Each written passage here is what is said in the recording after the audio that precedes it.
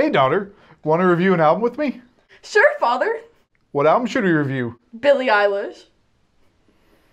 You know I'm Metalhead, right? Yes. I guess we're reviewing Billie Eilish.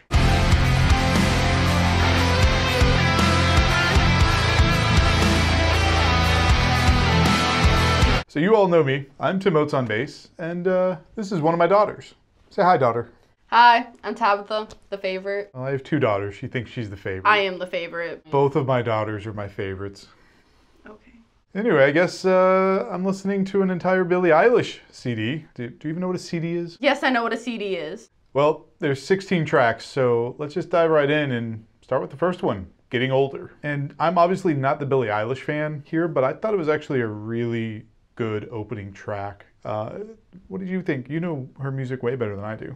I mean, it's definitely different from the other songs that we're all used to. It did have a good point of view in the rest of her music, but for the most part, it's not something I would personally go out of my way for. I've always thought from the songs that I have heard from her that she's very breathy in the way she sings, but it's very deliberate. A lot of those breaths are kept in the mix because there are actual stray breaths that are deliberately in there. So it's actually a very specific mixing style. I thought the lyrics were extremely introspective of like her sudden fame. Like you can kind of pick up on the way that it's having an impact on her. Well, also, I have to say that this song does relate to many teenagers of just anyone. Like, I could personally relate to this song just in different types of ways. This is why I bring the daughter. So what's the next song?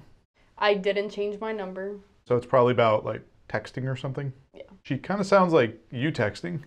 Literally the epitome. By the way, what were the pig sounds or whatever at the beginning? I don't know. It didn't make any sense. Okay. So apparently Billie Eilish has a potty mouth. For those that haven't heard any of her songs, metal bands would never say such things. That's a lie, and we both know it. Never. Let's just get to the next one. Billie Bossa Nova.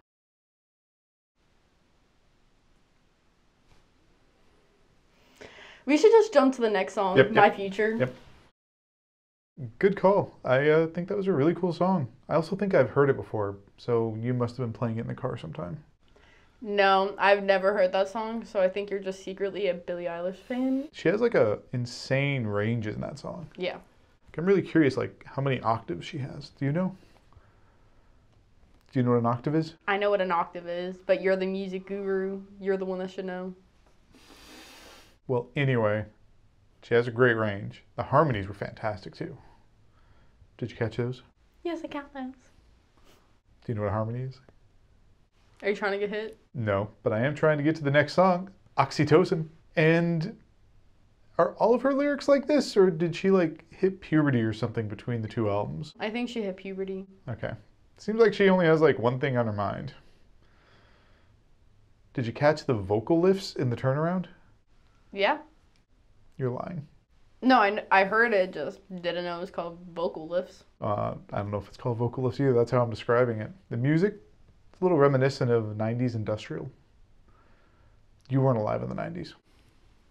Not my fault, you're old. Stop crying and put on the next song, GOLDWING. You mean the weirdest song on the album so far? Yeah. It kind of started out like we were in church and then took us to the club in like a minute and then just dropped us off a cliff at the end. I think analyzing this song anymore is the lost cause, which is also the next track. And I think that was a breakup song, right? Definitely. The video, like, I don't know, like the girls getting together for like a sleepover to like celebrate the breakup or something. Yeah, no one liked the boyfriend. So they were all celebrating that she finally dumped him. I feel like you've had some boyfriends that we've celebrated when you dumped them. All of them. So I keep hearing these kids talk about something called twerking. Is that what was happening? Just roll the next song. HALLEY'S COMET. I kind of wish I hadn't. I was like, meh. I mean, wasn't terrible. I'm going to stick with my original assessment of meh. And you know what? While it's her responsibility to make the music, it's not my responsibility to like it. But the next track is not my responsibility. And the next track is also not really a song. It's kind of a spoken word message thing. I mean, it's not a song, but I definitely think it was a very big point in her album, and everyone needs to hear it. I agree. It's at first I was really thrown off, but as it continued, I was like, okay, I get this. Like, there's a lot in there. So, yeah, I'd say it's worth checking out. But just know it's not like a song. It's spoken word with music behind it. Fair? Fair. You have bad music taste. What? Are you trying to get me angry? Stop getting overheated! The next track that has a smooth transition from the last track. Yeah, that one. Okay. I thought it was a chill song, but I thought it was good. Yeah. Not earth-shattering, but, you know, not a bad song. Wasn't there some line in the lyrics about, like, killing or death or something?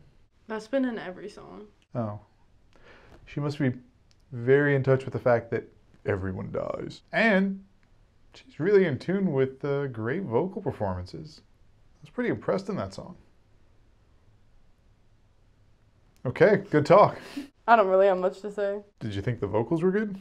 Yes. Did you think the music was kind of somber and put you to sleep? Yes. I'm kind of ready for an upbeat song, something to perk me up a little bit. How about you?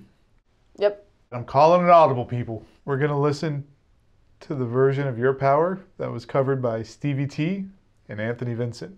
You look so bored listening to that. Wasn't that awesome? I like the instrumentals. The voice, not so much. Anthony Vincent has an amazing voice. I feel like it would have been a lot cooler to hear Billie Eilish's voice over those instrumentals. Well, I think Anthony's amazing. In fact, I think you should go subscribe to Anthony's channel and Stevie T's. I'll link them down below. By the way, while you're in the mood to subscribe, any other good channels they should subscribe to? I don't really know.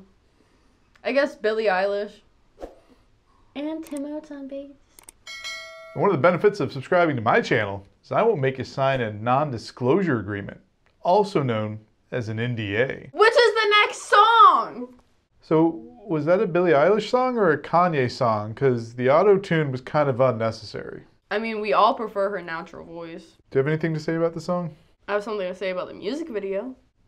About how dangerous it looked to film? She was about to die. Mm-hmm.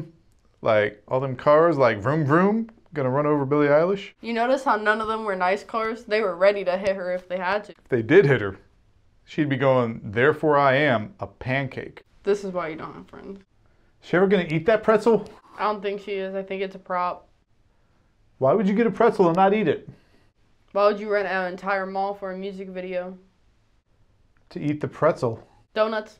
Is she gonna eat the donut? No. Oh, she ate it. She took a bite. Good for you, girl. Eat that donut. Is she gonna get a hot dog on a stick now? No, I think she's gonna get lemonade. Gotta wash down that donut. Ooh, she got some fries too. Still wondering if she ever ate that pretzel. I don't think she did, but she did eat that donut. You like donuts, but that made you happy. Happier than ever. That was good. Yeah. That was really good. That was my favorite one so far.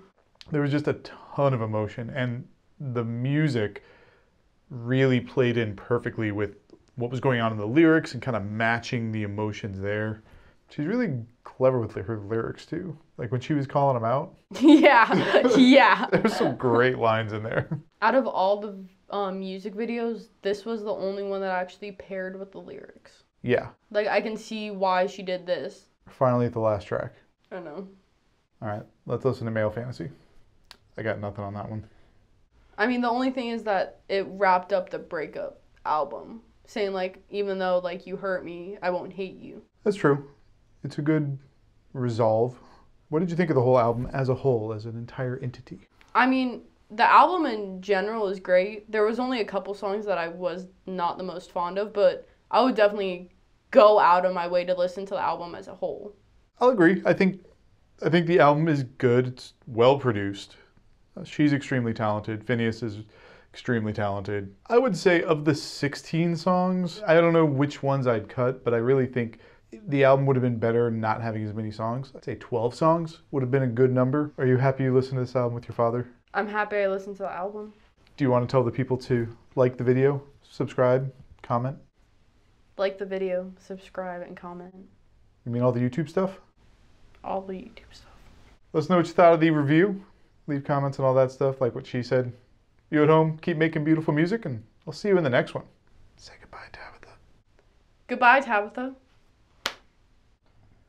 Please hold. She's texting. Kind of impressed you went this long without having to text.